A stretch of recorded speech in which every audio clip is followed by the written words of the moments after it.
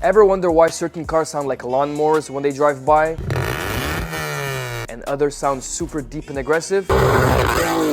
This is exactly why exhaust pipe diameter matters. So this is an 1.75" exhaust pipe. Not only will you lose power with this, but since the pipe diameter size is so small, it will sound very raspy, which is why we can't have this. This is what we need. This is 3-inch. Now, certain cars might not need to go as big as 3-inch. You could get away with 2.5-inch, which is what I suggest. 3-inch is not only going to give you much more power, but a lot more depth and sound. So overall, this is the best you can go with. So if you want to find the perfect pitch and sound for your vehicle, contact us today.